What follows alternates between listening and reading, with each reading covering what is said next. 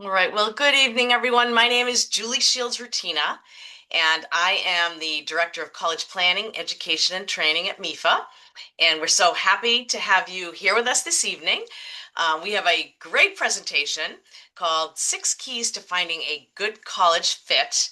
And our presenter is Dr. Amanda Sterk, and she is the president of College Unmazed. And she'll tell you more about how that all came about.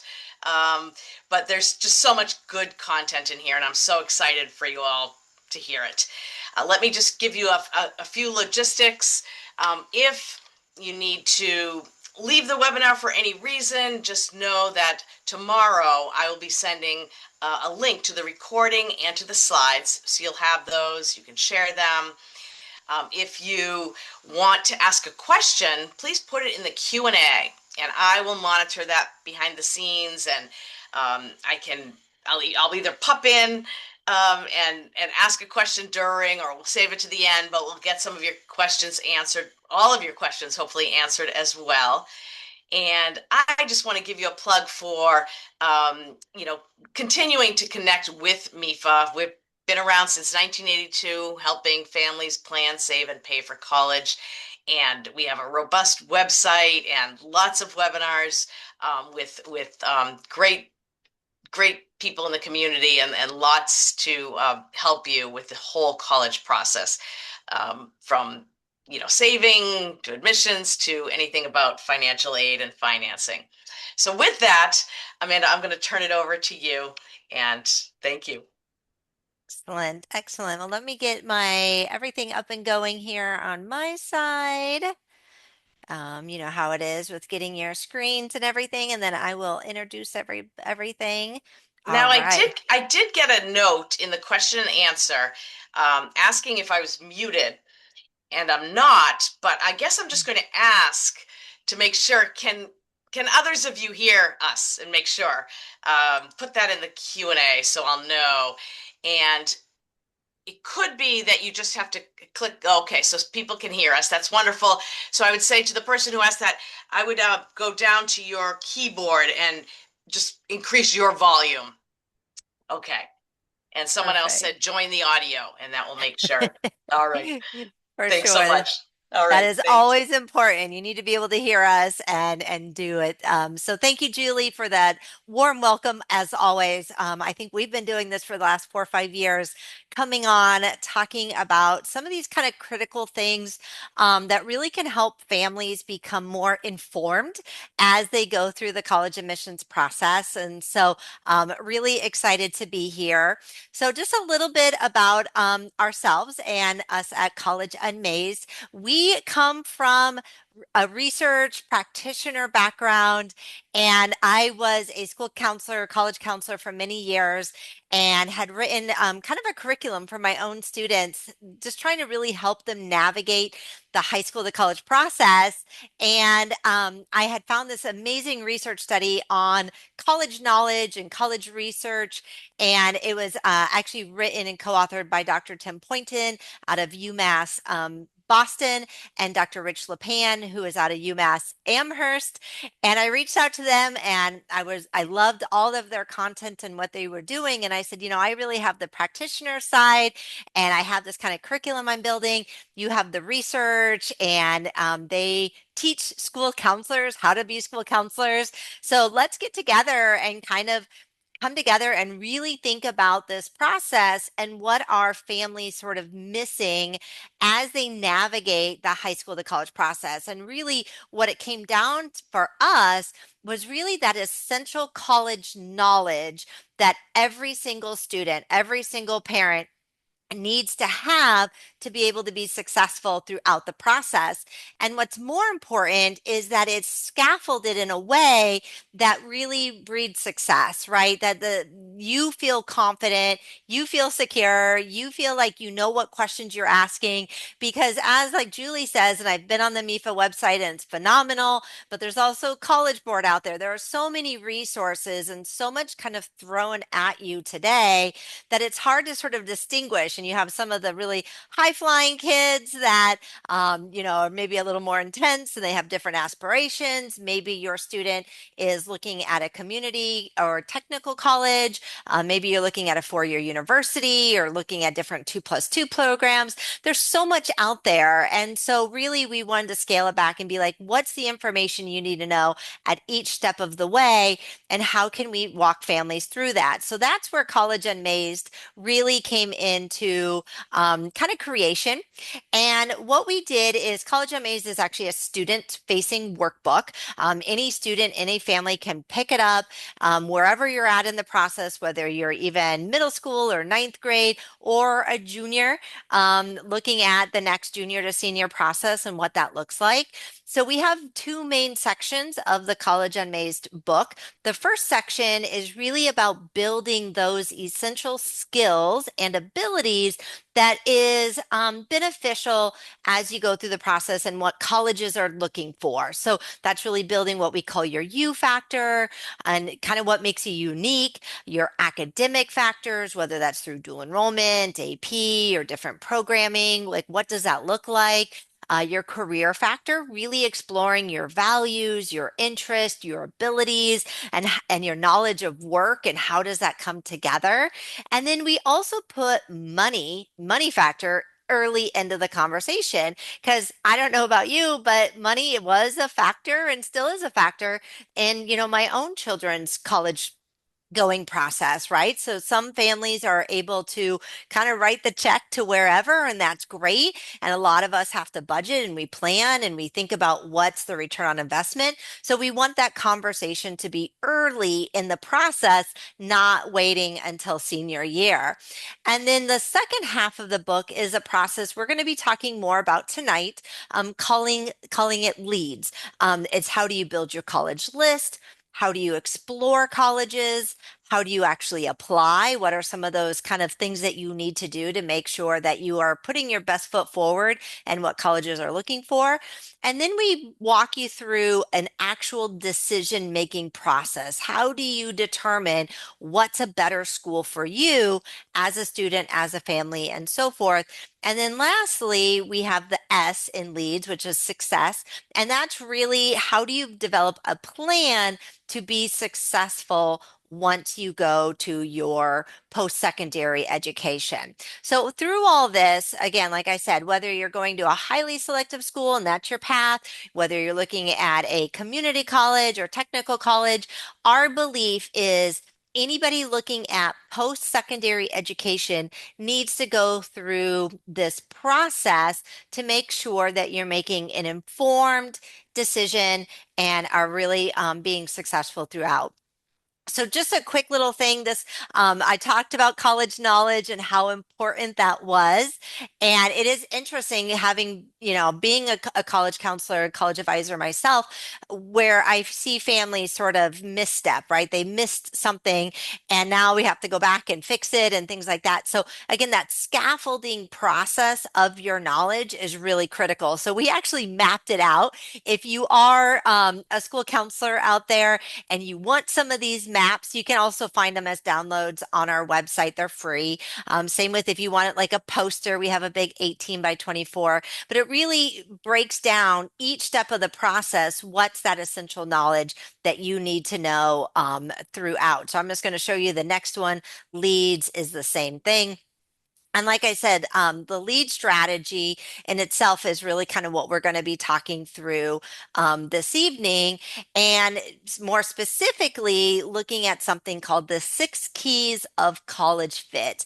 And how do you look at each of the keys as you go through the list building stage? When you're exploring colleges, like you're visiting on campus, you're watching the webinars, you're doing the tours, what are those kind of essential things that you need to ask and do to make sure you're getting all the information that you need based on your student and what type of, programs and goals your student has, that application process, that deciding factor, and then that succeeding at the end.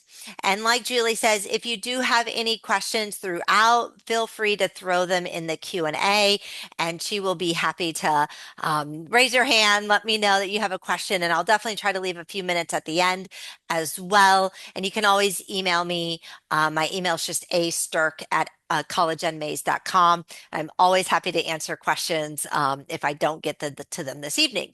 So the first thing that I want you to do as a family, one, if you are a parent and your student's in the other room, you should be like, hey, Johnny, come on over here and sit with me on this because this is really important. If you're just a student and your parent's not here, to have your parent come. But this is really best watched when the both of you, student and parent together, when you guys start having these conversations and start framing them in this way, it's going to be a lot easier to go through this process. So the first thing that we need to talk about, and I hear this all the time, they're like, well, what is your college fit? What fits you as a student? They're 16, 17 years old. Most students can't really articulate what their dream school is beyond, oh, that's really cool, or I really like their football team, or they seem like they have a good engineering program. So, what happens with fit in college fit, and that's why, again, this term is kind of used a little too loosely, I think, within counseling and so forth, is my fit could look very different than the student's fit. What happens if they're looking for athletic recruitment? What happens if money is really a factor? And so what happens is when you're looking at the same situation, if you're looking at it differently, that's where problems are going to have. And you can see here the picture, the Gestalt psychology here. Some of you might see the vase, right? The black portion of the picture. Some of you might see the faces. And one's not right over the other, one's not wrong over the other. It's just you're seeing the same thing from a different way. Are you seeing the black part or the white part, right? Or do you see it as a whole because you've seen this before? So that's what fit is. And a lot of times when families start going through this process, my own family included, is my daughter's looking at one aspect of the college, I'm looking at a different aspect. And if we're not communicating or understand how we're looking at that fit, then we're going to be missing very critical conversations. So tonight, the idea is to give you some different lenses or perspectives. So when you look at a college, you're going to be more informed, more data driven, and you're going to be able to kind of move a little bit from that emotionality, that sort of like, oh, I just really like it, but you can't explain what you really like. If you're making a big decision that you're going to make this big investment, you need to be really clear. XYZ is why this college is a better choice, or this one is a better choice. So let's kind of get into it. So the 6 keys of college fit. This is one of my favorite graphics, and the graphics that are all here are actually what's in the College Unmazed workbook. We love graphics. We love breaking down really abstract, big ideas into very manageable. So you can look at one picture and you're like, oh, that makes sense, right? And then within the book, where we delve more into each of these. So the 6 keys of college fit, as we looked at different universities and we thought, how can we kind of group ideas that are either mostly quantitative? So, what are some ways that we can really look at the data and the information?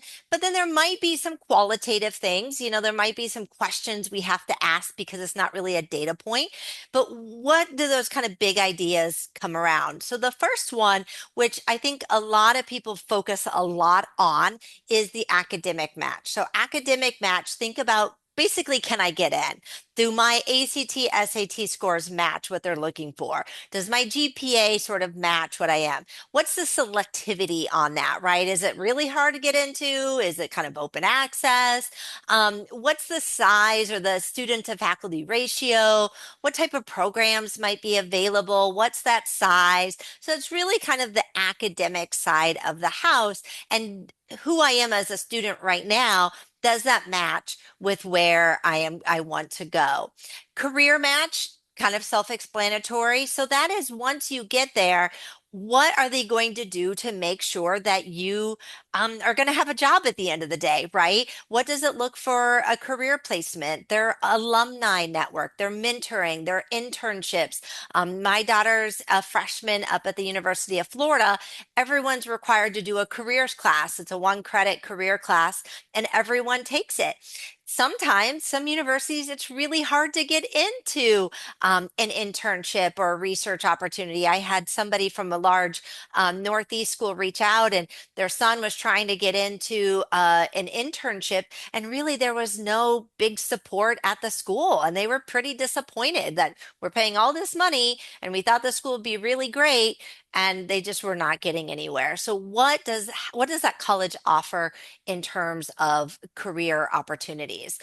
Financial match. Now we know we hear a lot about those sticker prices, right? Things are going up. Several schools now are over $100,000 per year, but for the most part, publics are still reasonably cheap, much cheaper than that. Community college is the cheapest, right?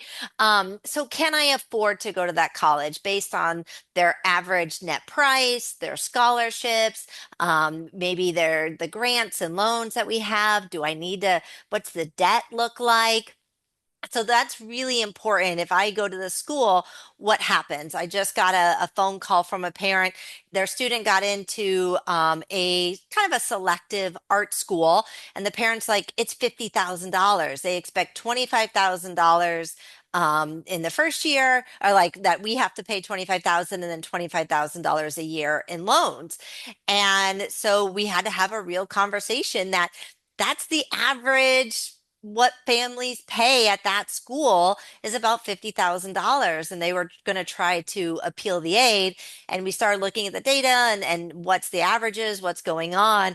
And I'm like, you're probably not going to get much more money. And so now, as a family, you have to decide, are you going to pay $50,000, every year, right? So that's, again, a family decision. So understanding financial match, but you can walk in that family. Like I said, it was just kind of a phone call. Somebody had referred them to me. Um, you can find that information out, and I'm going to show you later. You can find out what those averages are. So when you start this process, instead of just looking at that kind of blatant sticker price, it's like, oh, that's really expensive. Look at actually what most families pay at the end, and I'm going to show you how to do that. So definitely stay and watch that. Personal match, this is another area that students really gravitate towards. That's kind of the feel of the college. The diversity, where is it located? What are some of the recreation options? What are the living arrangements? Is it rural, big city? What does that look like? And again, academic match and personal match is kind of where students gravitate towards the most. As parents, we kind of gravitate towards career and financial match, but all of them matter. The other two are just as important, and I don't think they're discussed enough. Student outcomes. So, student outcomes are really the ways that we can determine if a college is doing what the college says they're to do, which is to graduate students. Are students graduating on time? That's graduation rate. Retention rate is how many students actually started as a freshman and go back their sophomore year. That's kind of like a satisfaction rate, right? So if you think of 5 stars on Google, are people getting 5 stars, or they're like a 4 scale, or are they like a 3 scale rating, right? So retention rate's really important. How many students feel comfortable on campus and they go back? That's a big indication. Alumni salary. So again, if the job of a university is to get the student into a career, are they getting into well-paying jobs? What does that look like? And then also loan default rate. That's going to be a little wonky of a data point because of COVID and when they stopped getting some of the loan repayments was kind of stopped for a while. But the loan default rate is how many people have taken out loans and can't afford to pay them back. So they're defaulting on their loans. That's not good, right? So the idea is if you take out loans, that you have a high return on investment and that you're able to pay that loan back and you make more money than the loan is and so forth. So loan default rate is actually a really important metric of a university. And lastly, but not least, definitely lastly, is student support. And I think this is a very underlooked part of kind of the university selection process. So that is once I'm on campus, how is the school going to support me to make sure that I am successful for graduation, for retention, for all those things? So what tutoring is available? If I get into Calc 2 or orgochemistry, organic chemistry, and I get into those upper division economics classes or whatever they may be, and I need help, what does that look like for me? What about labs and different tutoring services? What about counseling? If you think 1 in 4 young adults have some type of mental health issue in their lifetime, we want to make sure my daughter is 6 hours away. I can't show up very quickly because you're 6 hours away. And so, can they go in and talk to somebody? What does that look like? Does it take just a day or two, or does it take months to get into a counseling service? And another one, again, about 25 to usually 30% of universities, their students have had like a 504 or an IEP. And so those do transfer under adaptive services or the ADA, which is a federal law. And so you want to know that if my student does have like a 504 and gets accommodations for whatever that may be, what does that look like at the college, right? And how easy is it to get those accommodations? And then again, how do they sort of get involved within community service organizations and so forth? So those are the different 6 keys. So what we're going to do through the leads process is kind of walk through and see when the best times are to look at each data point to making sure that you're assessing the university on all of these metrics, not just can I get in and what does that look like? It's can I be successful? And like I said, as you go through this process, what's important to you as a family might be very different than what's important to me, right? Or your student versus mom versus dad versus grandma versus whoever. So it's really important to have this formal discussion and to assess everybody's kind of what are the most important things. And so if a student is kind of feeling overwhelmed, this gives you a focus. Okay, let's find schools that do XYZ. Or if you're not really engaged, maybe instead of being too much, maybe we can just look for one factor. So there's two things that we have you do. One is we have a really cool card sort. And all those kind of bullet points that I listed out, like academic, admission, selectivity, things like that, are on these individual cards. And what's really fun is the student should do it, and they put what's the most important to the least important, and you find which card and which column does that go under, and then have the parent do it. And what's really neat, as we found when families go through this process, do it multiple times. So for example, my daughter and I, we were deciding between two schools, and I said, okay, let's get out the cards. And so we said, one was kind of a liberal arts, smaller school. And we've said, okay, this is this school. Let's see. And this is it was a bigger university. So she's technically at University of Florida, which is what she ended up choosing. And she was really passionate about the small liberal arts. It was in Massachusetts. I won't say the name. That she was super passionate. It was cute. There's snow compared to our palm trees, everything that Florida's not, this college was. And we said, okay, you can only pick one. Which school has the better XYZ? Which school has the better? And she was shocked that for her, that the school that maybe she kind of minimized a little bit actually had the most of her 6 keys were there. So the card sort is amazing. We also have it completely free as it's like a drag and drop, like a little card sort. It's an online card sort. So if you go to collegeonmaze.com and you go to my CFP online, it'll be right up there in the resources. And you can do it yourself. So really look at what's important, what's not important. And I would jot some notes down, right? And as a family, if you can do this, now you can start seeing again, are you on the same page? Are you completely separate? What's important to each of you? And then you can have that conversation. So in the list, so when you start this process, so let's say I don't know how many, I guess I don't have like a chat feature. I don't know if most of you are ninth and 10th grade or most 11th and 12th. So let's kind of start in the middle of 10th and 11th. So let's just say 11th grade parents right now, you're starting the process. You're starting to kind of look at universities. Maybe you've done some college visits.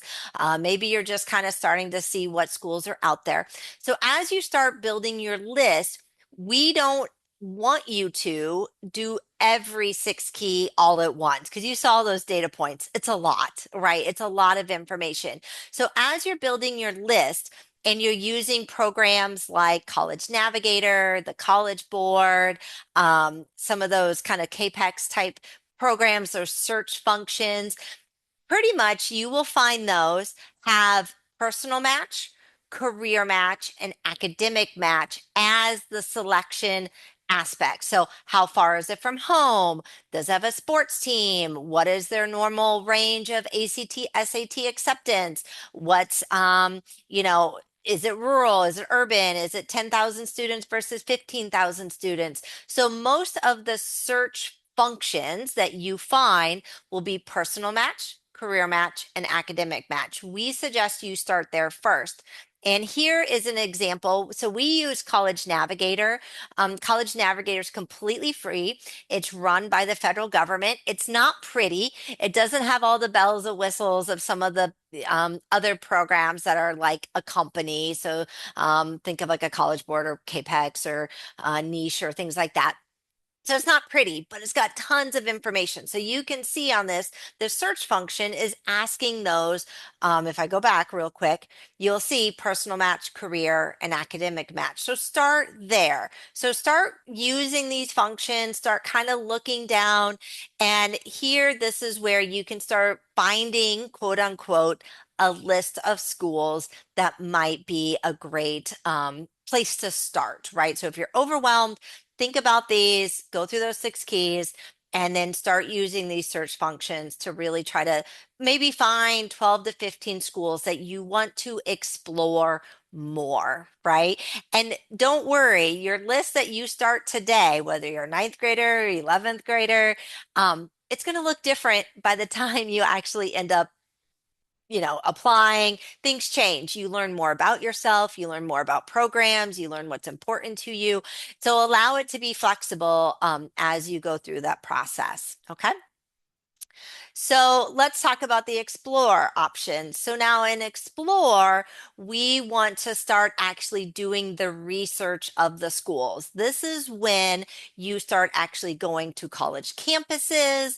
This is when you start watching the webinars. This is when you start really talking to people of, oh, you went to the University of Massachusetts Amherst. Tell me about the campus. What did that look like? Oh, you went to Williams. Tell me more about Williams and what you liked and what you didn't like. Oh, you went to NYU. Tell me more. Or you go visit on a trip.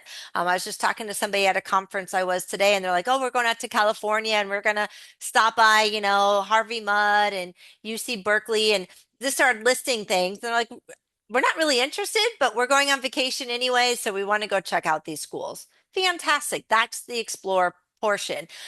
My suggestion, and one of the things we have in the Explore book or in our College MA's book, is we actually have a list of questions under each of the six keys of college fit that you should ask. So if financial match is really important to you, or if career match is really important, then that's when you go to do those tours, you should be asking more specific questions. Don't be just a willing participant that just kind of walks around and be like, oh, that's a nice building. Oh, that's a nice dorm room. Oh, that's really interesting. That's the time to talk to admissions, talk to students, even if it's a student representative, ask them questions to explore more than what you're going to find just on a website. For example, if your student has a 504 and you are visiting the University of Massachusetts Boston, let's say, you should go find their adaptive services and say, all right, tell me about the services that you have here at the school. I want to know more. That's the depth that you should do and explore, is to really ask the questions and not just be sort of surface level. So we're really going to start looking looking into a little bit more, am I the student they're looking for? What are the different program sizes? What are those career opportunities? What does mentoring look like? What does internships look like? What about getting a career? Do I see myself on this campus? What does that look like? For example, my daughter, I have a junior and she's going into nursing, but she is doing a lot of dual enrollment classes. And what we found for here in Florida, a lot of the nursing programs at the universities, they have to be 4 years. And she's like, I'm not doing all this dual enrollment to go for 4 years. I've already have my prerequisites. So we not only have to look for, we're looking more for a school that she could almost transfer in and go right to sort of that junior senior level. And so we have to ask very specific questions. And there was a school, it was a dream school, a quote unquote dream, like it would have been a good fit for her. But she got down into that program size and availability. And all of a sudden we realized it's not going to work. It's not going to be what she's looking for because hers was very specific. Um, but that's the level of detail in the explore phase that you really need to start getting to and asking those questions.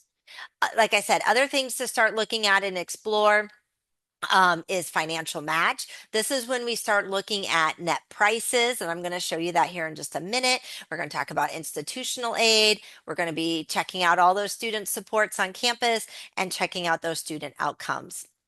So one of the things that we recommend, one of our favorite documents to find, so let's say you have your 12 to 15 schools, is you want to find a really cool document called the Common Data Set, the CDS. The Common Data Set is not found in any one particular place. You actually have to go to Google, whatever, Harvard Common Data Set. Don't look at Harvard's because they're kind of silly. It's all considered. Everything's noticed in Harvard. But some schools are very like intuitive. And what they're doing in C7, it's a section, C7, it's a big document. The CDS is like 30, 40 pages, tons of data, tons of information. And if you're kind of a data nerd and you like to get in there and find out about all their admissions practices and transfers and size of courses, financial aid, there's so much data in there. It's really cool.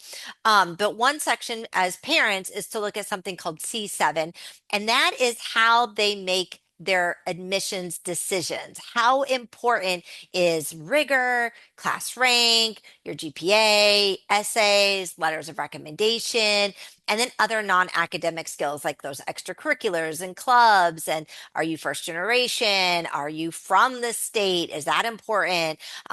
Work experience. So there's lots of things. If you look at the very, very bottom of this list, at the very bottom, it says level of applicant interest. Now at this school, they put important. That means that school is seeing if you are actually interested in the college. How do they judge that? They judge that by, are you opening their emails? Are you visiting campus? Are you talking with admissions rep when they come to your school? So if I have two students that are pretty similar and Johnny has come to campus and they come to a summer camp, and every time admissions comes to their school, Johnny fills out that little sheet, and here's Amanda over here, and Amanda just kind of, you know, put it on the Common App and applied, Johnny's going to be probably a better bet. And if they're pretty equal, they'll probably go more likely with Johnny because if I'm giving him the seat, he's more likely to come. So this is a really interesting document, just to kind of see what admissions is actually looking for that particular college. So just an interesting thing. So another thing, like I said, financial aid. So during the explore phase, we want you to dive deeper into what is the actual cost of college? Because in list, it's hard to find that data, right? So when you're in the list phase, you're just kind of looking at schools that meet certain criteria. Once you're in the explore, you want to dig a little bit deeper, like the school I was telling you about earlier, where the parents like, oh, it's $50,000. I looked up their in College Navigator. Remember, that's that free site. I looked up their college, and I'm like, that's pretty average. The scholarship your student got is pretty much what every student gets. So if you look at this, you can see here, let's go a few lines down. So how many students receive financial aid? At this college, 100% of schools receive something.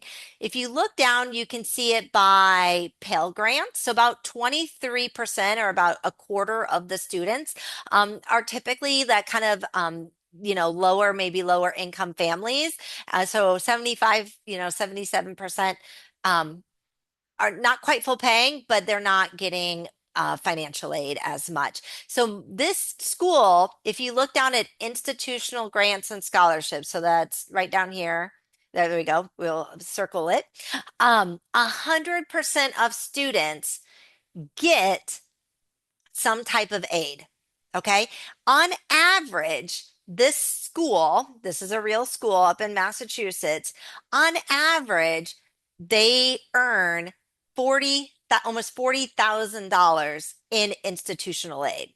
I call that a Kohl's discount, right? If you ever shop at Kohl's, I get those little coupons. I have a Kohl's credit card. And you either get the 10% off coupon, which doesn't really excite me too much. I'm like, yeah, whatever. I'll take it. I'll leave it. I don't really need anything for 10%. Then I get the 20% off coupon. Maybe I need to go buy those pair of socks, or maybe I need to go get, oh, that works, 20%. Then every once in a while, you get a 30% off coupon. And now you're like buying stuff that you don't maybe need, right? Now I'm putting a little extra in the cart because I'm like, I got 30% off. Colleges do the same thing. Can we give them 10%? Can we give them 20%? Can we give them 30%? What's going to entice them to come to our university, right? And some colleges don't have to play that game because they're Harvard, they're Yale. So they don't have to give any merit aid or scholarships because families, if they can afford it, they're going to pay it. If they can't afford it, then we'll give them grant scholarship money and we'll make that gap up, but they're not giving merit aid. Where other schools like this one here, every single student on average gets almost $40,000. Okay. So if all of a sudden you're seeing, oh, that has, an $85,000 price tag, but 40,000 pretty much comes off the top, then that's good to know, right? So again, in the College Navigator, you can find that under the net price. So here's another example. If you go a little bit further from cost of attendance to net price, now they do it by income. So this is actually the University of Massachusetts Amherst. I pulled it up earlier today. You can see by income. So some families say, well, I make too much. What's the average for myself and my students? So you can see from, by income of 30,000 up to 48,000. So you can see, where that falls on that income. So really important to know. So if you are looking at more of those selective schools that maybe don't give merit aid, definitely check this out by income, because it could be drastically different from almost zero, like schools like University of Chicago and Williams and some of those that have those for financial need families, versus all the way to full pay, right? So paying attention to that is really important. So now you have an idea what you should be expecting from that financial aid award letters. Just checking my time here. All right, we still got a little time. So one of the cool documents that we have, so we've talked a lot about this data and all these data points, and the College Navigator is great.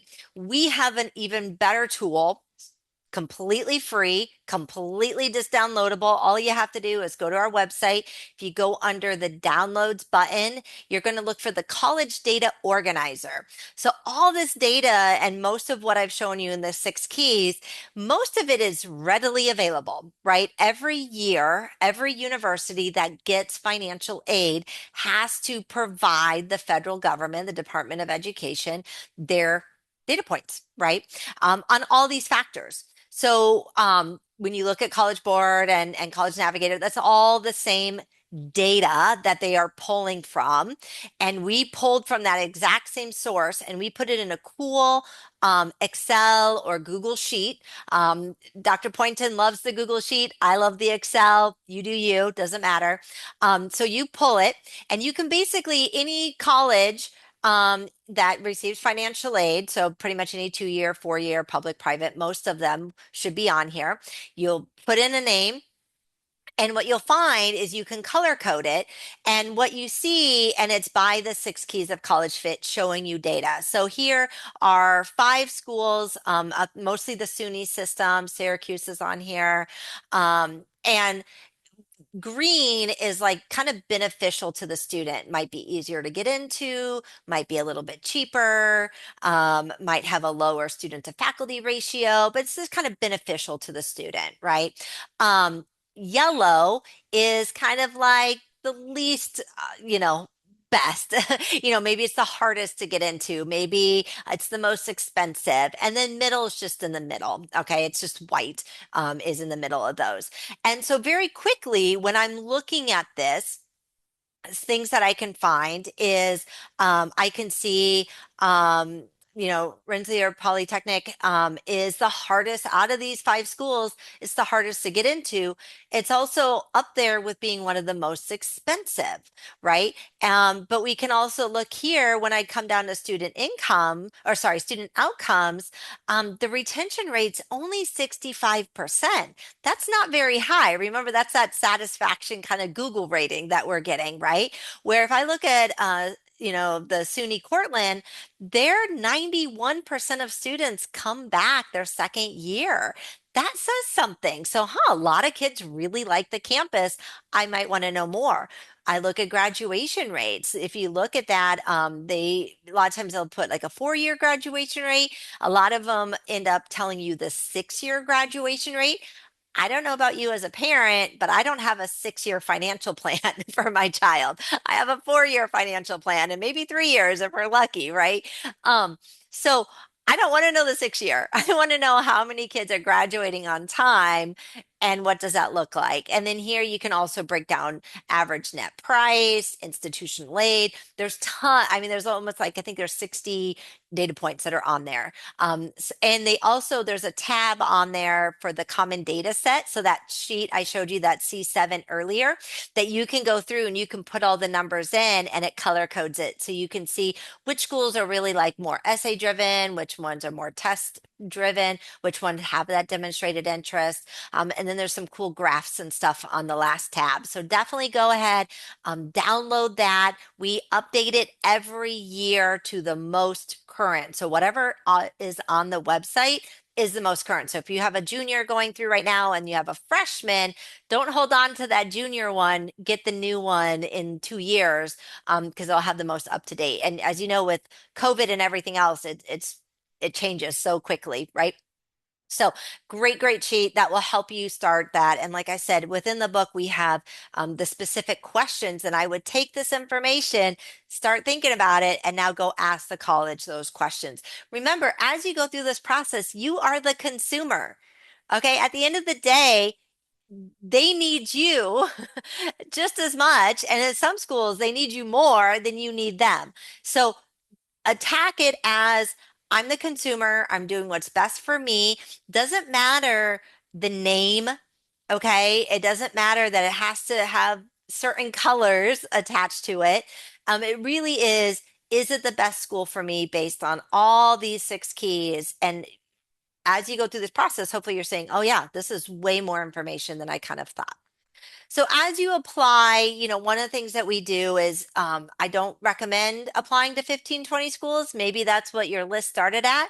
But this is basically kind of like that card sort. Your rating, we have you in the book actually rate each of your schools based on all of these factors. So when I look at the student outcomes for UNC Chapel Hill, or I look at over Michigan, what does student outcomes look like across the board? Which ones are really strong? Which ones are weaker? Who has a better academic match? What has a personal match? So you assess each one of those based on the 6 keys of college fit.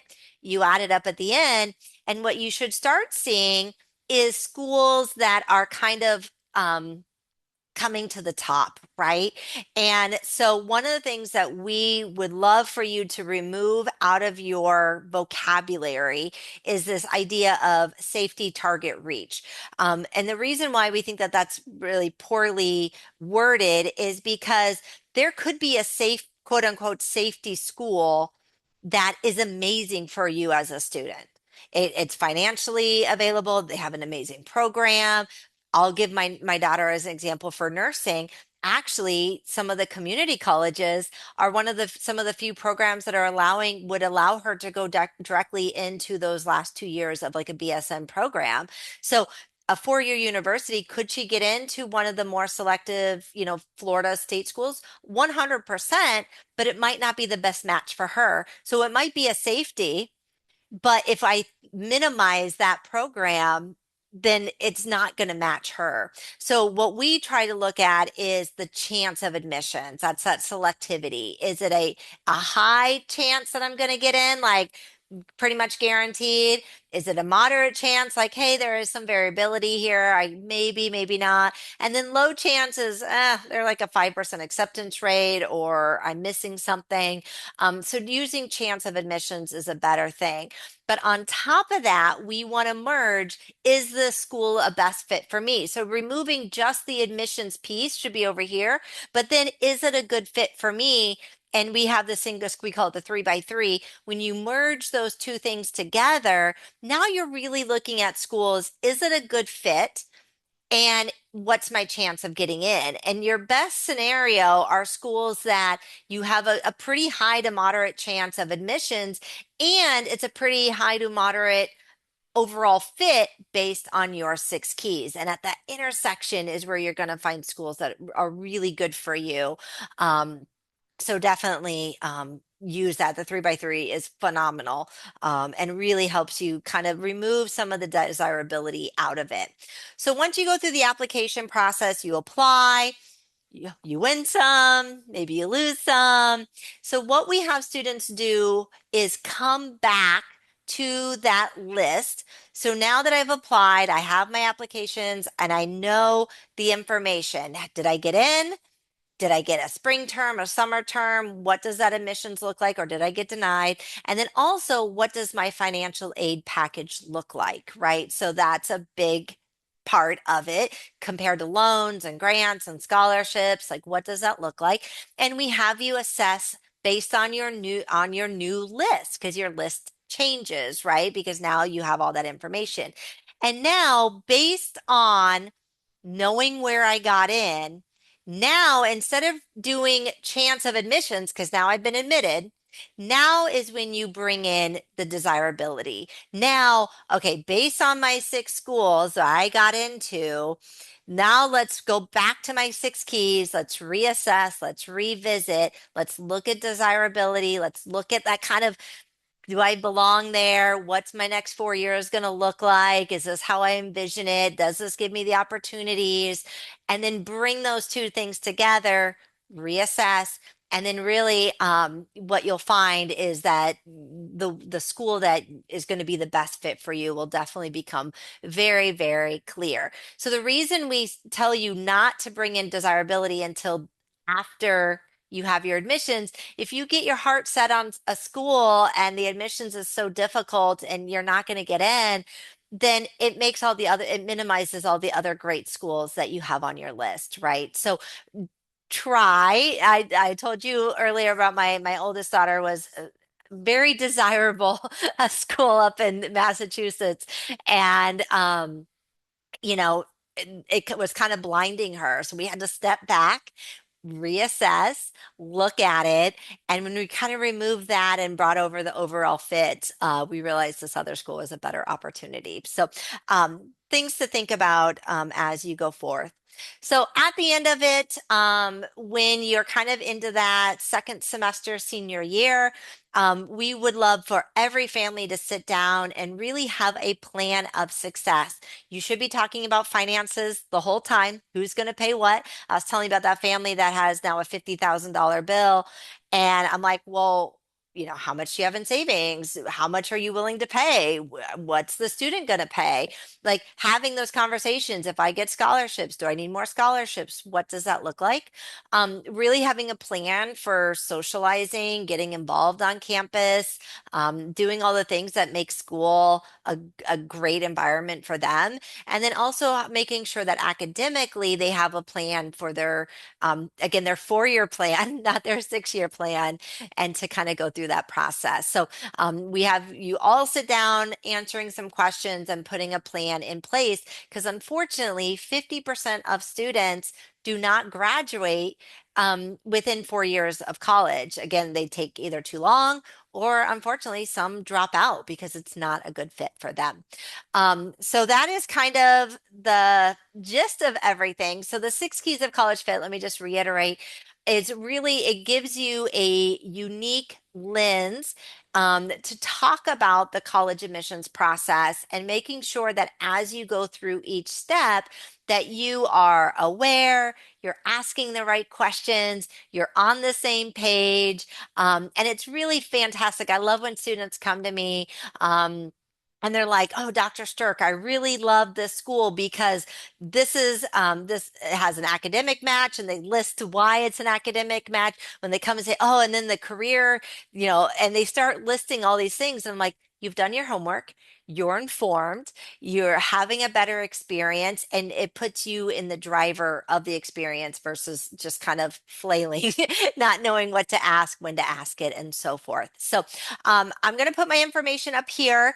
And I know Julie is coming on. I'm sure there are some questions, and we do have about 10 minutes left. So feel free at any time to email me, check out the website. There's lots of stuff going on. Our Facebook, Instagram's a little sad, but we are going to be putting more information out here pretty quickly. But we would love to hear from you. And if you have any questions, definitely let us know. All right, Julie, where are we at for Uh, questions? Thank you so much. I'm going to ask her. We don't have any at the moment. So if you have any questions, there was so much shared, and I love it. So just put them in the Q&A. If there's a question right now that Amanda can address for you. But that was a lot and really, really, really great. So we'll give it a moment. We were very thorough. Like I said, that That's college data it. organizer, that CDO is my most favorite resource ever. And I mean, I people from all over the world will download it, and so it's fun to see. But more importantly, people use it, right? So it's looking at college data differently for you to make a more informed choice. So definitely download that. Very critical. No, that's terrific. Oh, let's see. All right, here we go. And yes, I will send the slides. I will send a link to the recording and the slides tomorrow. So that's perfect. Um, Let me ask this. Someone asked, does the ratio of full-time to part-time slash adjunct matter? So, That's a good question. A lot of times that's going to be a hard thing to find. They don't really release that too much. It really depends. So, a lot of times I've worked at a community college for many years, and I'm a big believer in community colleges. And a lot of their faculty are adjuncts and they're in the field. They're doing the criminology, they're doing the forensics, they're a business owner, a CEO. And so sometimes adjuncts are phenomenal because they are a lot of times they're practitioners. They're in the field doing the work.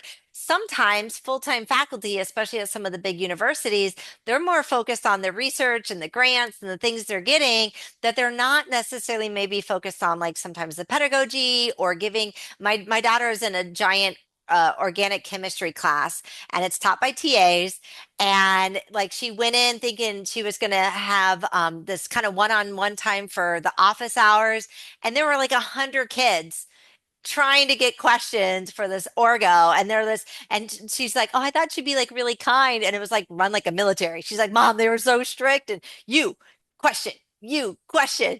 So it doesn't always compute. So those are good questions. I can yeah. see a university being like, "Oh, we have so many full-time faculty, so many part-time," but really it's more, what does that office hours look like? What does that like? What is the ratio to students? Like, if I'm taking orgo, is it a class of 100 kids or is it 25 students, right?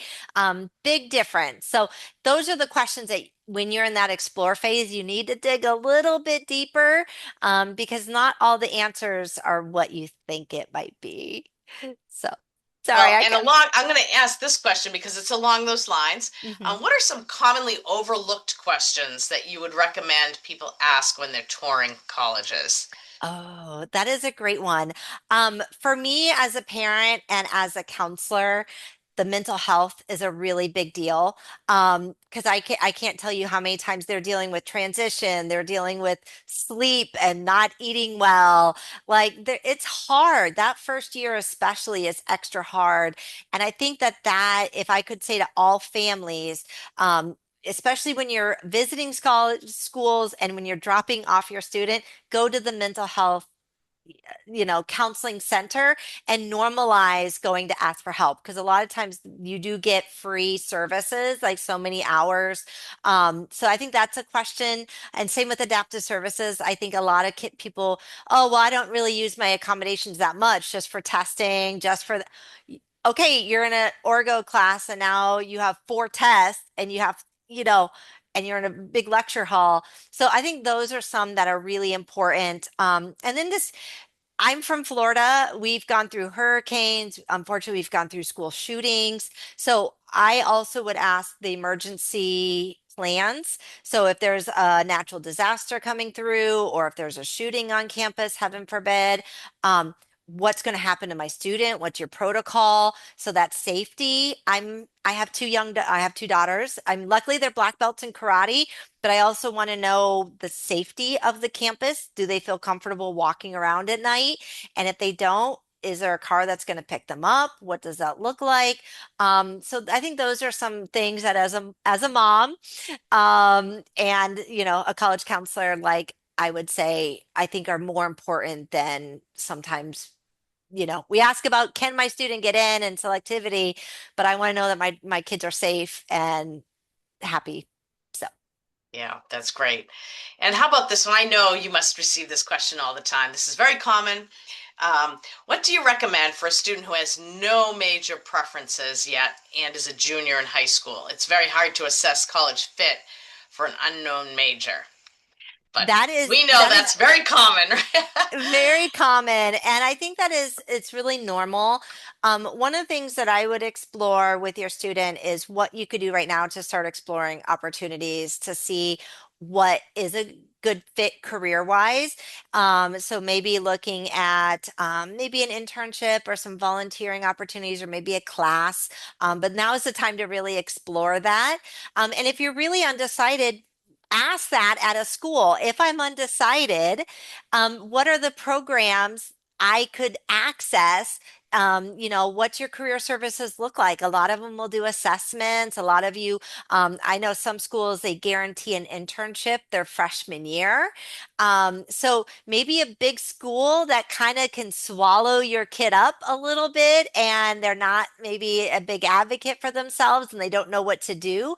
Maybe that's not a good fit for them because even though there's lots of opportunities, there might be too much opportunities. So, maybe having where there's a mentorship or an advisor that's maybe a closer relationship, um, might be better. So I would put a little bit more emphasis on that career match, and what are the resources to help my student make that decision.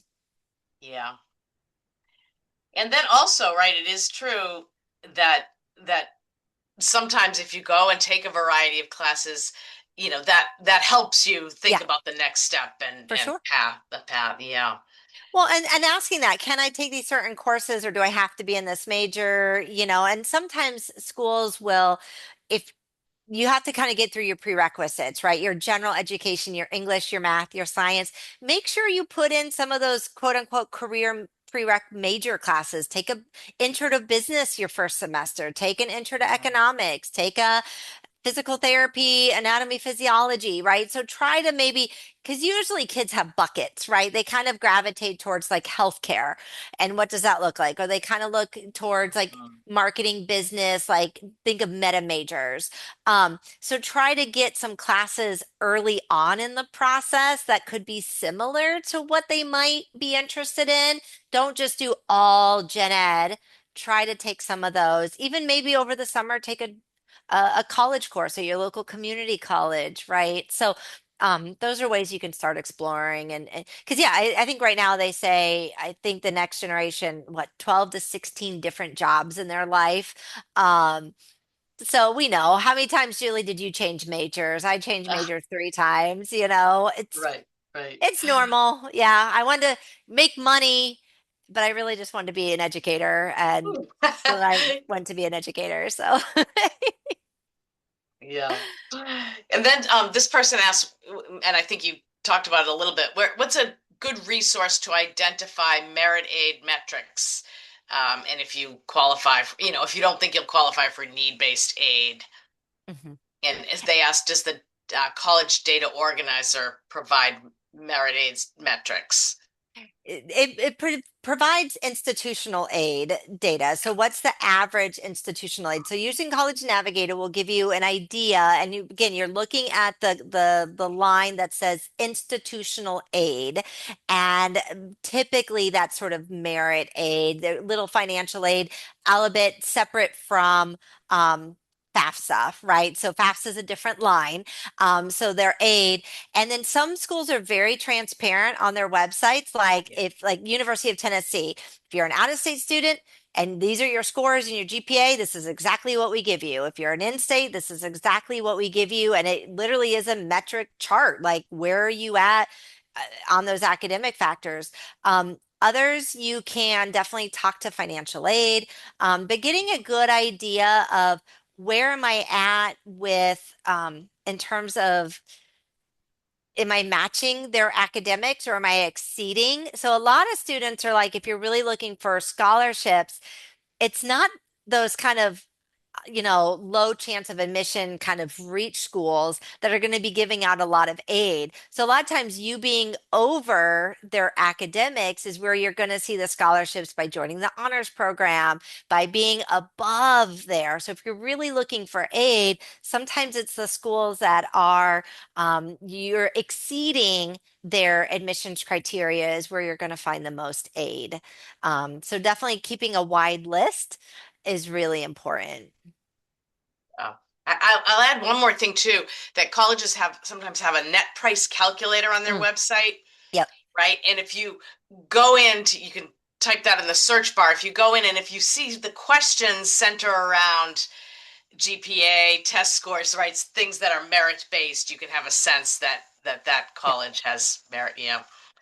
already. Yeah, but those are great questions, and there are some websites and places out there that kind of collate all of that information together. Like College Aid Pro is one of them that you can look up schools and they get award letters and tell you like this is a good award letter, this is not a great one, and so forth.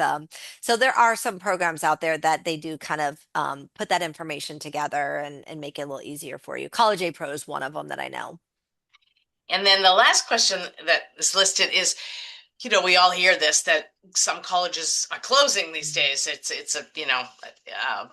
it's a reality that we have seen. How can a family be sure that or what can they look into to sort of have a good understanding that the college that the student is going to go to isn't going to close? That is good. One of the things that I would look at is their enrollment trends over the last few years, right? So is it on the decline? So using that common data set we were looking at, usually they have them listed for the last few years. So looking at their enrollment data, is it on the upward trends? Is it on the downwards? Is it pretty steady? Is really important. And so kind of getting the feel of the college too. Um, when you're on campus, how does it feel? What's the conversation? But you're right, there's a lot of schools that are consolidating, they're closing.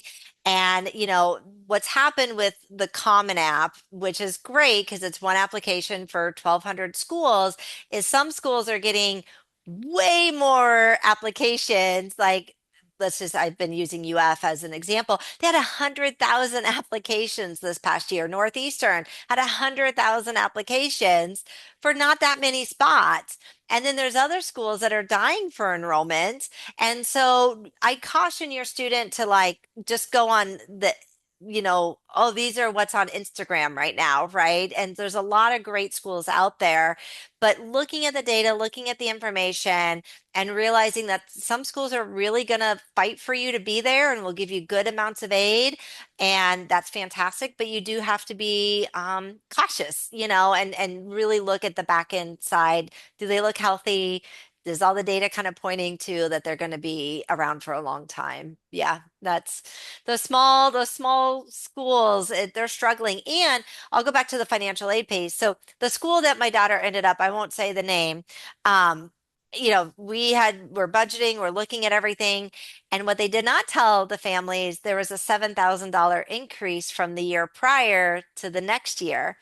So all of a sudden, when you're looking at 2024, 2025 to 25, 26, $7,000 is a lot of money that was not listed anywhere. And now what happens the next year? And what happens the next year? So really, again, looking at what are those trends of, and it's funny, we've been doing the college data organizer for several years, and I did an old one, put in the same school, and you kind of don't see the big jump of tuition and room and board. And you're like, the same document 3 years ago was $10,000 less, right? So you do want to pay attention to, when you're doing that final award letter, and if you're kind of scraping by, and just think prices are going up, and what does that entail for your family? So just being an informed consumer, I mean, that's what this whole conversation's about, right? Is that you're asking those questions, you're diving into it, and you're not just going by, oh, this was a pretty brochure. You're asking real questions. So thank you for all those questions. That's great. Hopefully that was helpful, Julie. No, it was, and those were great questions. Yes. So, oh, thank you so So much. much. This was really great, and thank you to all of you and your great questions. And yeah, I will send everything out tomorrow, so you'll have all of these great resources. And I hope everyone has a great night. Great night. Take care, everybody. Thank you.